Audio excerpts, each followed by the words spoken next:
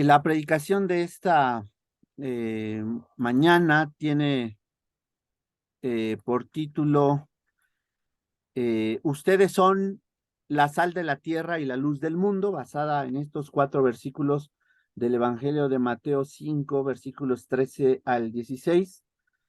Y si ustedes van conmigo a Colosenses 4:6, allí aparece nuevamente el tema de la sal. Dice el apóstol San Pablo en Colosenses 4:6: sea vuestra palabra siempre con gracia, sazonada con sal, para que sepáis, dice el apóstol, cómo debéis responder a cada uno. Colosenses 4:6. En primer lugar, quiero reflexionar en la primera frase del versículo 13 de Mateo 5. Vosotros sois la sal de la tierra. Todavía enmarcado dentro del Sermón del Monte, y después de escuchar las bienaventuranzas, el Señor Jesús le dice a sus discípulos, y nos dice también a nosotros, que ellos y nosotros, que ellos son y nosotros somos la sal de la tierra. En las bienaventuranzas Jesús afirmó que hemos sido llamados para pertenecer al reino de Dios, como lo testifican la última parte del versículo 3 y luego del versículo 10 de este capítulo 5. Porque de ellos, dijo el Señor Jesús, es el reino de los cielos. En ambos versículos afirma eso nuestro Señor. Lo cual, como veremos, implica un compromiso y un estilo constante de vida. Es importante enfatizar que las bienaventuranzas, si bien fueron dirigidas en tercera persona del plural, ellos, ahora Jesús se dirige, incluso desde la última bienaventuranza del versículo 10, en segunda persona del plural. Ustedes.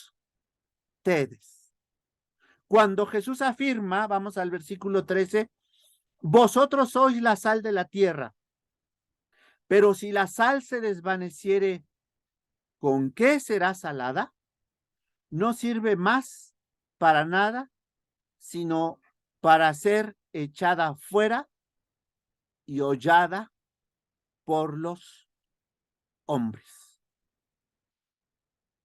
Este dicho de Jesús supone el gran aprecio que en el pasado se tenía por la sal.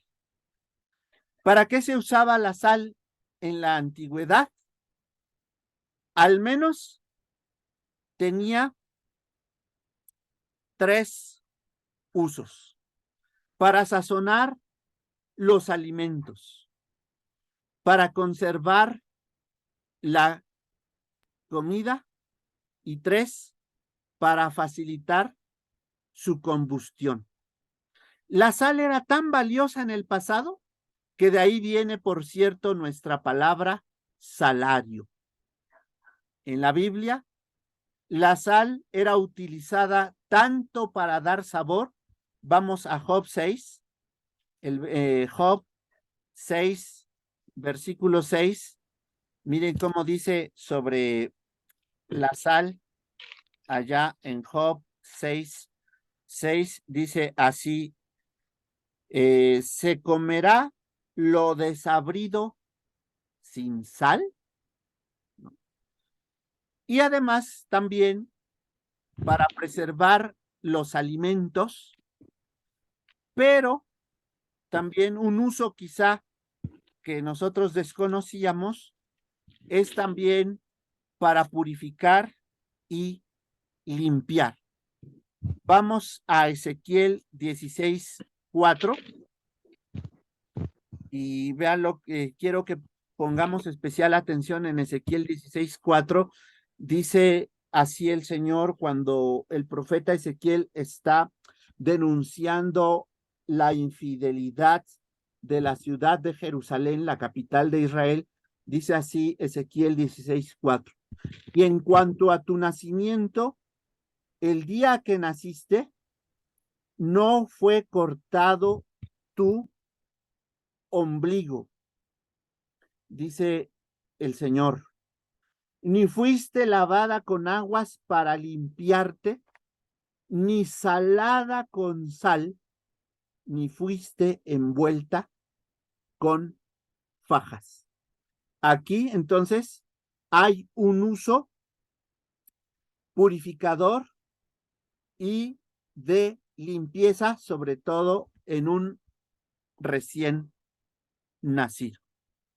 Y otro uso, además de estos tres que ya llevamos, para sazonar o para dar sabor, para preservar los alimentos de que se echen a perder.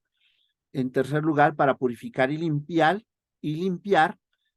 Además, tiene un claro uso litúrgico, especialmente en el libro de Levítico. Vamos a Levítico, el tercer libro de la Biblia, Levítico 2:13. Dice allá la ley de Moisés: y sazonarás con sal toda ofrenda que presentes, y no harás que falte jamás de tu ofrenda la sal del pacto de tu Dios. En toda ofrenda tuya ofrecerás sal. Y Números 18:19, en el mismo sentido de Levítico 2:13, Números 18:19 dice así la palabra del Señor: todas las ofrendas elevadas de las cosas santas que los hijos de Israel ofrecieren a Jehová, las he dado para ti y para tus hijos y para tus hijas contigo, por estatuto perpetuo. Y notemos lo siguiente: pacto de sal perpetuo es delante de Jehová para ti y para tu descendencia contigo.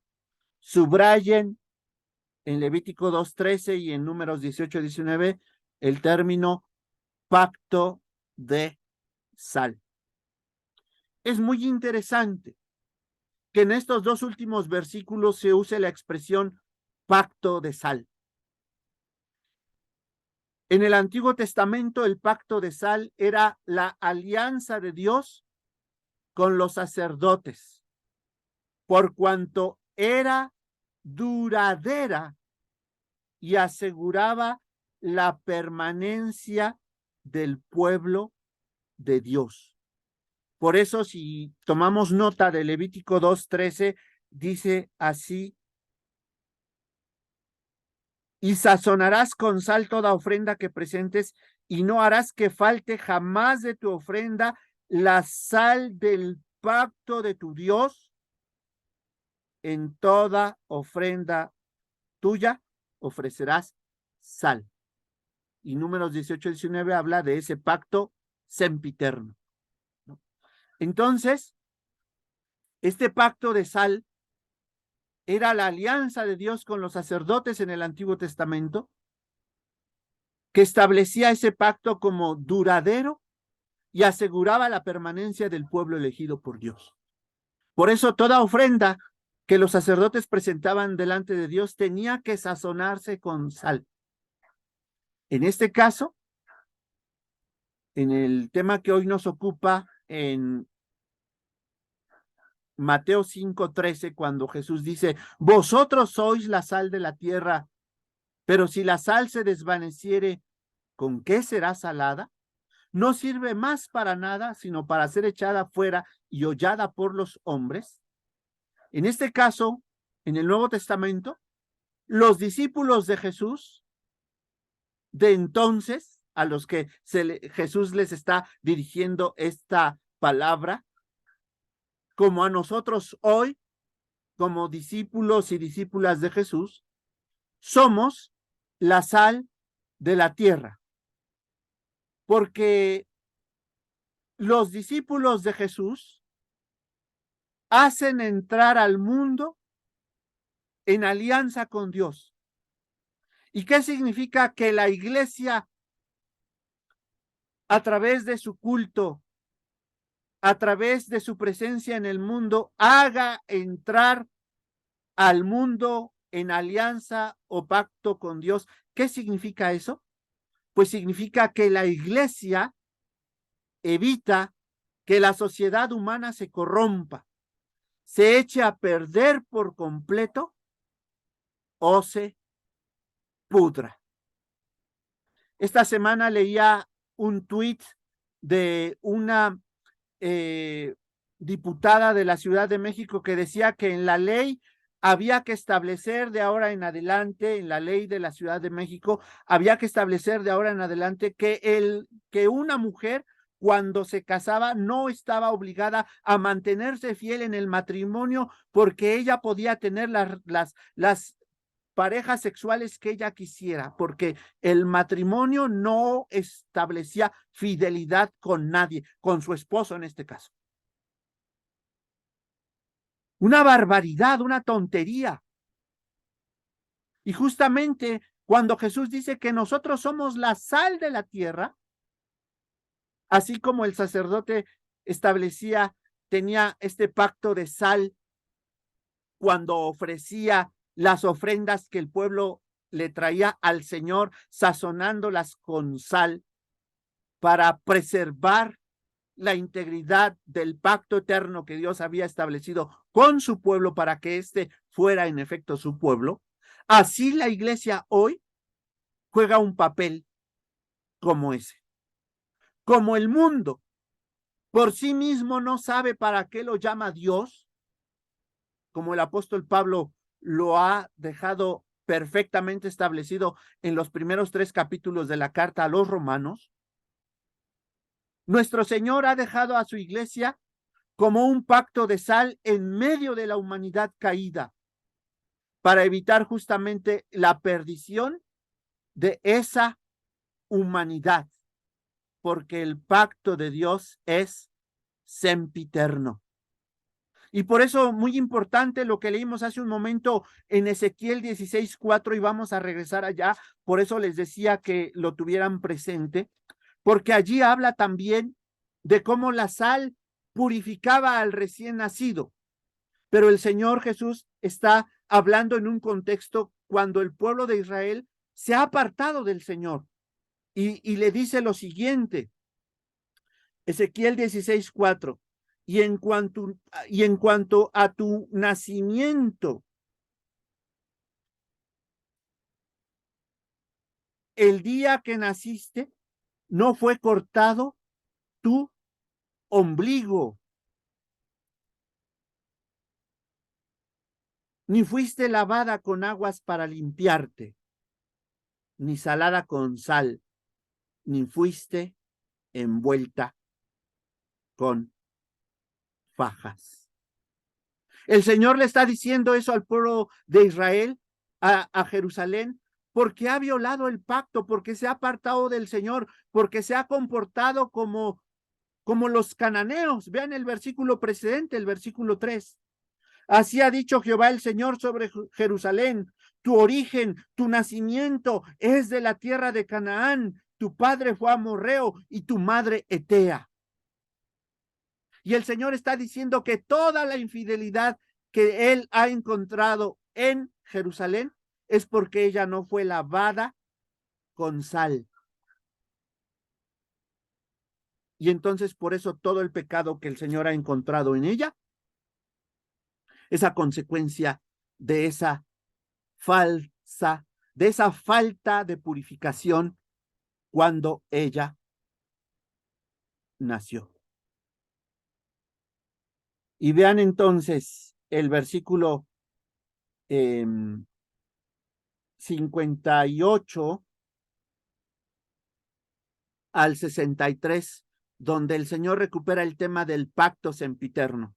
Dice Ezequiel 16, 58 al 63, sufre tú el castigo de tu lujuria y de tus abominaciones, dice Jehová. Pero más ha dicho Jehová el Señor. Y aquí viene la palabra de fidelidad de Dios. ¿Haré yo contigo como tú hiciste? que menospreciaste el juramento para invalidar el pacto? Antes yo tendré memoria de mi pacto que concerté contigo en los días de tu juventud y estableceré contigo un pacto sempiterno. Y te acordarás de tus caminos y te avergonzarás cuando recibas a tus hermanas, las mayores que tú y las menores que tú, las cuales yo te daré por hijas. Y vean, pero no por tu pacto, pero no por tu pacto, sino por mi pacto, dice el Señor, que yo confirmaré contigo y sabrás que yo soy Jehová, para que te acuerdes y te avergüences y nunca más abras la boca a causa de tu vergüenza cuando yo perdone todo lo que hiciste, dice Jehová el Señor. Por eso la sal era tan importante en su sentido litúrgico cuando los sacerdotes ofrecían una ofrenda al Señor, porque preservaban la integridad del pacto de Dios con su pueblo, no a causa de Dios, porque Dios fuera a ser infiel con su pacto, sino a causa, como vimos aquí en Ezequiel 16, de la infidelidad de su propio pueblo. Y entonces cuando el Señor Jesús está diciendo a sus discípulos, ustedes son la sal de la tierra, el Señor ha dejado a su iglesia como una especie de pacto de sal en medio de una humanidad caída para evitar la perdición de esa humanidad, para hacer que el pacto permanezca firme. Pero hay una segunda parte en el dicho de Jesús allá en Mateo 5:13. Y eso nos debe comprometer a nosotros. Porque el Señor Jesús lo dice bien, vosotros sois la sal de la tierra. Pero a continuación añade el Señor Jesús, pero si la sal se desvaneciere, ¿con qué será salada? No sirve más para nada, sino para ser echada fuera y hollada por los hombres. La mayor parte de la sal que se usaba en el antiguo Israel procedía del Mar Muerto, por lo que era de baja calidad y estaba llena de impurezas. Eso hacía que la sal perdiera algo de sazón, pero sobre todo que perdiera su capacidad para conservar los alimentos. Por eso Jesús dice, pero si la sal se desvaneciere, ¿con qué será salada? De tal manera que cuando Jesús le dice a sus discípulos que ellos son la sal de la tierra, el Señor Jesús les está diciendo que por su forma de vida como discípulos de Él, ellos y nosotros debemos ser tan útiles como la sal, evitando la corrupción. Pero si la sal pierde su sabor, ¿cómo volverá a ser salada? Pregunta el Señor. Si la sal se ha echado a perder, ya no sirve para nada, sino para tirarla. Detrás de esta primera metáfora hay una gran enseñanza, como sostiene el teólogo Marcel Dumais en su libro El Sermón de la Montaña, que a continuación cito. El significado es claro. Lo mismo que la sal es necesaria e insustituible en la alimentación cotidiana, así los discípulos tienen en el mundo una función única y necesaria. Son la humanidad universal lo que la sal a los alimentos. Son fuente de sabor, fuente de sentido, diríamos hoy, como la sal que se vuelve sosa, los discípulos que no cumplen su misión de salar la tierra de los hombres, irradiando sus buenas obras, como dice el versículo 16, no son verdaderamente discípulos. Para nada valen ya, sino para tirarlos fuera y que los pisen los hombres. Hasta aquí la cita. En segundo lugar, quiero enfocarme en la segunda metáfora del versículo 14. La primera metáfora es la metáfora de la sal, ahora es la metáfora de la luz. Dice el versículo 14, vosotros sois la luz del mundo. Una ciudad asentada sobre un monte no se puede esconder. Esta segunda metáfora nos conecta con nuestro compromiso con Jesús como luz del mundo y por tanto llamados también a ser luz del mundo reflejando la luz del Señor. En la predicación de hace 2 semanas, si ustedes se acuerdan, vimos cómo es que Mateo reconoce que Jesús es la luz, citando al profeta Isaías. Vamos a Isaías 9, 1 y 2, donde el evangelista Mateo reconoció en el anuncio de la proclamación profética de Jesús el cumplimiento de lo que el profeta Isaías dijo en Isaías 9, la primera parte del versículo 1 y el versículo 2. Dice, mas no habrá siempre oscuridad para la que ahora está en angustia. Versículo 2. El pueblo que andaba en tinieblas vio gran luz. Los que moraban en tierra de sombra de muerte, luz resplandeció sobre ellos.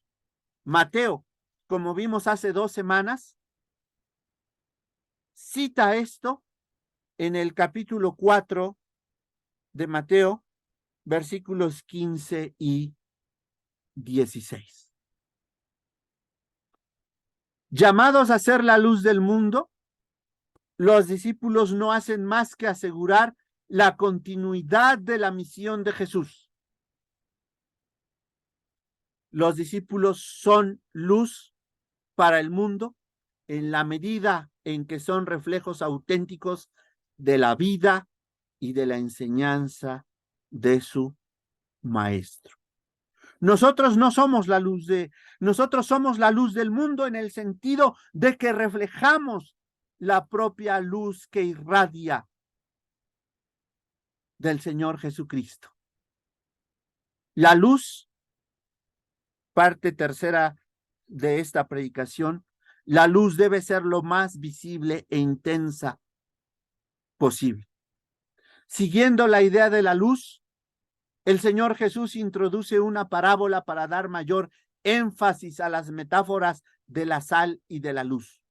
Una ciudad asentada sobre un monte no se puede esconder, dice la segunda parte del versículo 14. Y luego el versículo 15 dice, ni se enciende una luz y se pone debajo de un almud, sino sobre el candelero y alumbra a todos los que están en casa. Si a alguien se le ocurriera poner un candelero debajo de una vasija de barro o debajo de un almud, como dice nuestra cita bíblica, que era el almud, un recipiente cuadrado para medir especialmente los granos.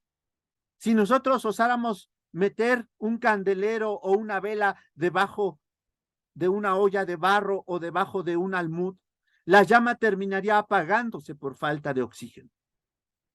De tal manera que con esta parábola el Señor Jesús está diciendo, la luz no es para ocultarse. Debe ponerse bien en alto para alumbrar a propios, todos los que están en casa, y a extraños. Cuando dice una ciudad asentada sobre un monte, no se puede esconder, ni siquiera en la noche, y menos cuando hay una luz encendida. Como discípulos de Jesús, no tenemos derecho a esconder la luz que hemos recibido como seguidores del Señor. Tenemos que asegurarnos que se nos vea bien, como la ciudad en la montaña, y hemos de irradiar la luz de Jesús a todos los habitantes de la tierra. Cuarta parte. Ser discípulo significa ser testigo de Jesús. Dice, siguiendo La enseñanza del Señor Jesús se concluye en el versículo 16 con las siguientes palabras. Así alumbre vuestra luz delante de los hombres, para que vean vuestras buenas obras y glorifiquen a vuestro Padre que está en los cielos. Lo mismo que el salar es inherente a la naturaleza de la sal, el iluminar a la luz y el ser bien visible a una ciudad edificada en el monte, así es inherente a la naturaleza del discípulo brillar con sus buenas obras. Es muy importante enfatizar aquí que esas buenas obras no constituyen un programa propio de buena voluntad, ni se trata tampoco de ser buena ondita, como dirían los jóvenes. En el conjunto del Sermón del Monte, las buenas obras están claramente inscritas en las siguientes líneas discursivas. ¿Qué significan buenas obras en el versículo 16? En primer lugar, nos remiten a las bienaventuranzas, a lo que hemos escuchado en los primeros 12 versículos de este capítulo 5. En segundo lugar, las buenas obras nos ligan a lo que Jesús denomina como justicia. No nuestra propia justicia, sino el tipo de justicia que Dios demanda de nosotros. Veamos el versículo 20 de este capítulo 5. Dice el versículo 20, porque os digo que si vuestra justicia no fuere mayor que la de los escribas y fariseos, no entraréis en el reino de los cielos. Y también lo que dice el versículo 1 del capítulo 6. Recuerden que todos estos versículos están inscritos dentro del Sermón de la Montaña. Guardaos de hacer, Mateo 6:1, vuestra justicia delante de los hombres, para ser vistos de ellos. De otra manera no tendréis recompensa de vuestro Padre que está en los cielos. Buenas obras, en este contexto, significa practicar la clase de justicia que Dios demanda de nosotros. En tercer lugar, las buenas obras tienen que ver con los buenos frutos de Mateo 7:18. Nuevamente, todavía dentro del Sermón del Monte. Mateo 7:18 dice, no puede el buen árbol dar malos frutos, ni el árbol malo dar frutos buenos. Buenas obras significa ser un buen árbol, que por lo tanto da buenos frutos. Y en cuarto lugar, finalmente, las buenas obras están conectadas con buscar siempre y en todos los casos la voluntad del Padre, como el propio Jesús siempre la buscó y la practicó. Mateo 7:21 dice, no todo el que me dice, Señor, Señor, entrará en el reino de los cielos, sino el que hace la voluntad de mi Padre que está en los cielos. Recapitulando, todo esto, las bienaventuranzas, la justicia de Dios, los buenos frutos y hacer la voluntad del Padre, se inscriben dentro de las buenas obras. De tal modo que las mentadas buenas obras, como hemos dicho, no son un programa de buena voluntad, ni siquiera a la disposición del discípulo, sino aquello que Dios señala como lo mejor y más deseable en la vida de aquellos que siguen a Jesús. Por lo que el brillar con una vida conforme a las exigencias del Sermón del Monte no tiene la finalidad de centrar la atención en uno mismo. Véanme, qué bueno soy, sino la de conducir a los hombres a dar gloria al Padre que está en los cielos. El discípulo ha de buscar que la gente vea a través de su vida la presencia y la acción transformadora de Dios en él. La luz que emana del discípulo por medio de sus obras conduce a la fuente de la luz, es decir, a Dios. En conclusión, amada iglesia, el evangelista Mateo nos proporciona dos importantes formas de hacer misión en la tierra.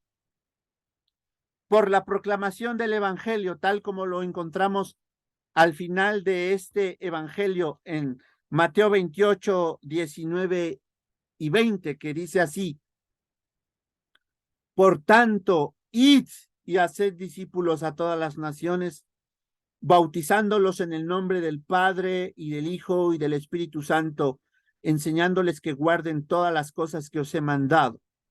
Y aquí yo estoy con vosotros todos los días hasta el fin del mundo.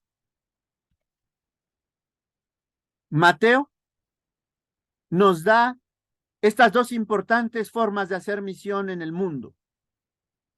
Por la proclamación del Evangelio, como dice aquí, Mateo 28, 19 y 20, y por la irradiación de nuestra vida como discípulos de Jesús, según los 4 versículos en los que está basada esta predicación. Y por eso el versículo 16 de Mateo 5 termina diciendo esta sección: así alumbre vuestra luz delante de los hombres, para que vean vuestras buenas obras y glorifiquen a vuestro Padre que está en los cielos.